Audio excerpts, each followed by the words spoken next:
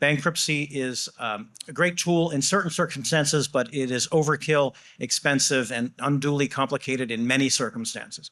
So we'll map out what the alternatives are, alternatives to bankruptcy, whether that's a receivership or a foreclosure by a lender or an assignment for the benefit of creditors, which we spend a lot of time doing.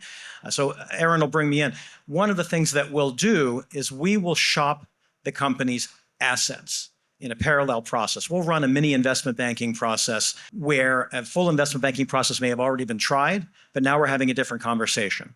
And that's when I'll turn to somebody like Matt Thompson here and Skyview, who are experienced in looking at distressed situations, who are looking at asset sales rather than equity purchases, who understand what questions to ask and what to think about.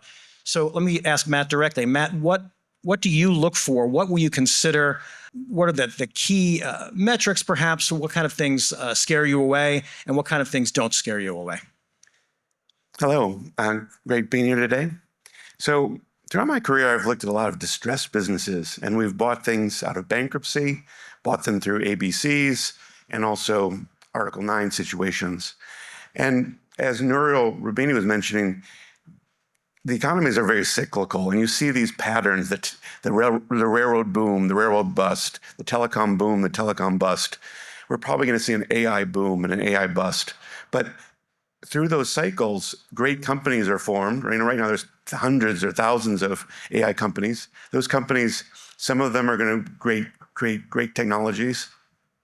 Some of them will go out of business, but all of that growth and investment is the railroad tracks of the future that are being laid and being consolidated. So we see a great opportunity in buying these assets after they lost some of that overhype, and the ability to buy them in more reasonable valuations and then turn them around and then perhaps be the facilitator to get them to a more normal sale path. So we work with companies when we hear about these situations, like from a Resolution or a Sherwood, and we hear about these opportunities to perhaps buy these businesses or buy the assets and then restart them. We've done a lot of work with carve-outs where we will buy pieces of businesses. And these are opportunities that are not normal sale processes. We're buying it without management, without some technology, without HR departments, and we're rebuilding the companies around that or rebuilding a company around an ABC. But if you're willing to put in the hard work to stabilize these businesses, build them up and carve them out, there's amazing returns.